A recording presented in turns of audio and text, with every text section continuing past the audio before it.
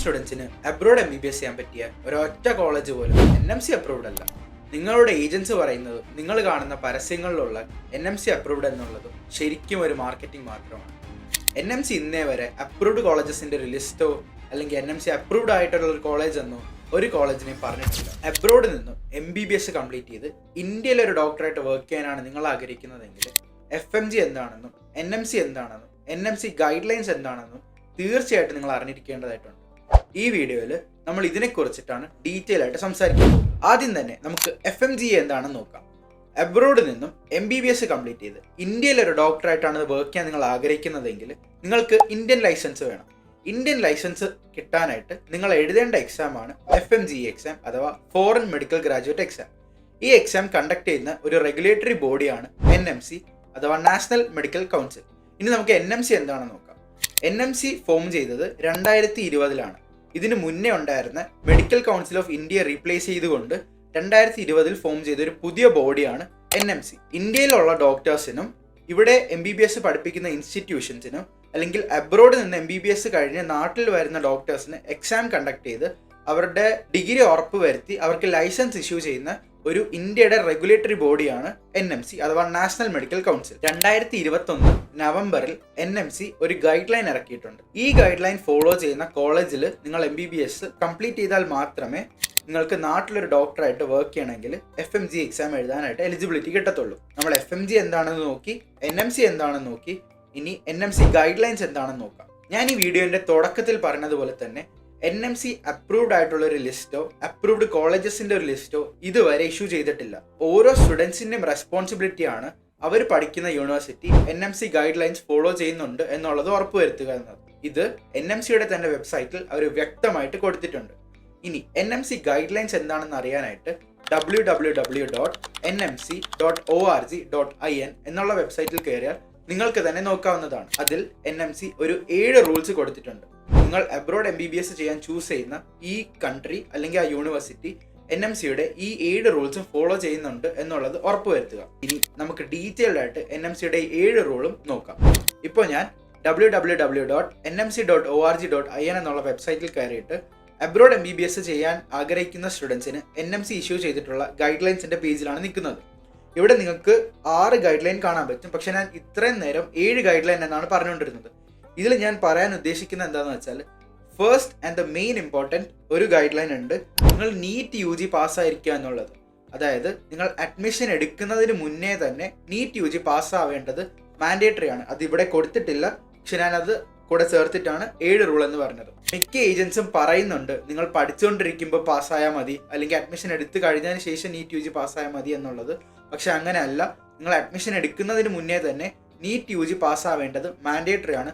അല്ലെങ്കിൽ നിങ്ങൾക്ക് FMG exam എഴുതാനുള്ള എലിജിബിലിറ്റി കിട്ടത്തില്ല. ഇനി നമ്മൾ NMCയുടെ ഗൈഡ് ലൈൻ കൊടുത്തിട്ടുള്ള 6 റൂൾസ് ഡീറ്റെയിൽ ആയിട്ട് നോക്കാം.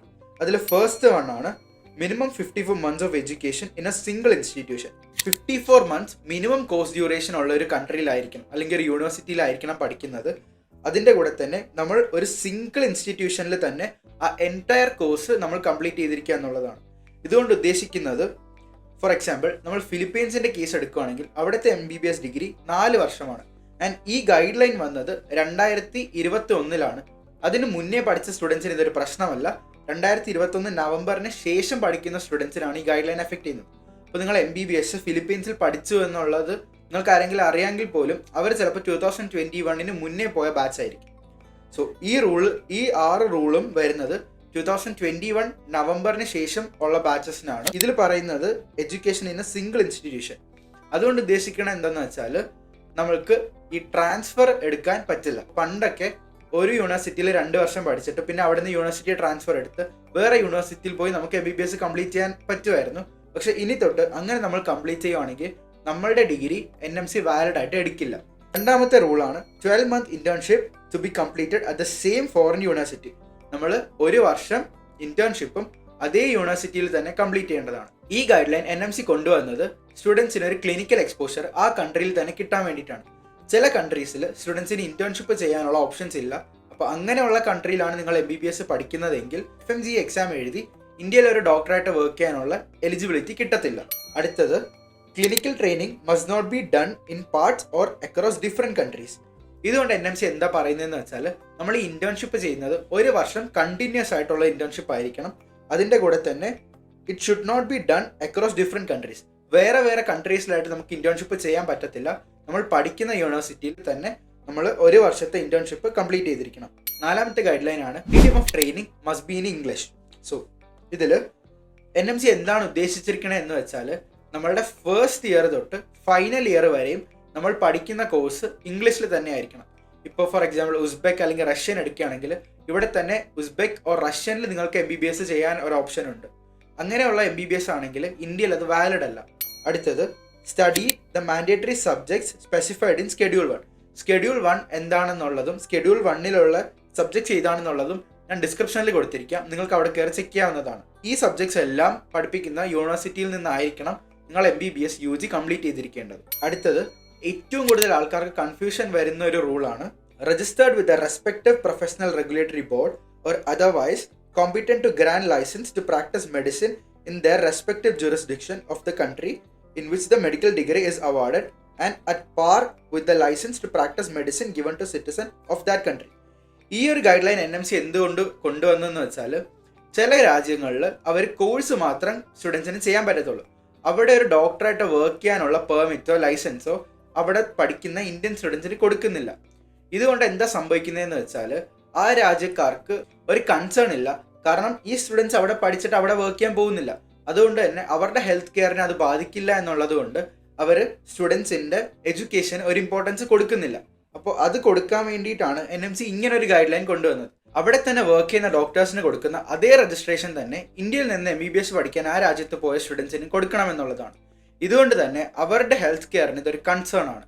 അത് കാരണം സ്റ്റുഡൻസ് അവിടെ പഠിക്കുന്നുണ്ടോ, അവരുടെ എഡ്യൂക്കേഷൻ പ്രോപ്പർ ആണോ എന്നുള്ളത് കുറച്ചും കൂടെ ഡീറ്റെയിൽഡ് ആയിട്ട് അവരുടെ റെഗുലേറ്ററി ബോഡി ചെക്ക് ചെയ്യും. അപ്പോൾ നമ്മൾ NMCയുടെ ഗൈഡ് ലൈൻസിൽ കൊടുത്തിരിക്കുന്ന 6 റൂൾസും പ്ലസ് ഞാൻ പറഞ്ഞ നീറ്റ് UG മാൻഡേറ്ററി എന്നുള്ള 7ാമത്തെ റൂളും കൂടെ ചേർത്ത് മൊത്തം നമ്മൾ 7 റൂൾസ് ഇവിടെ ഡിസ്കസ് ചെയ്തിട്ടുണ്ട്.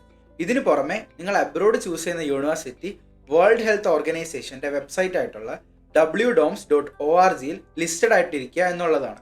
ഇത് നിങ്ങൾക്ക് തന്നെ ചെക്ക് ചെയ്യാവുന്നതാണ്. wdoms.org കയറിയിട്ട് നിങ്ങൾ ചൂസ് ചെയ്യാൻ പോകുന്ന യൂണിവേഴ്സിറ്റിയുടെ കൺട്രി കൊടുത്തു കഴിഞ്ഞാൽ ആ കൺട്രിയിൽ WDOMS രജിസ്റ്റേർഡ് ആയിട്ടുള്ള കോളേജസിന്റെ ലിസ്റ്റ് കാണും.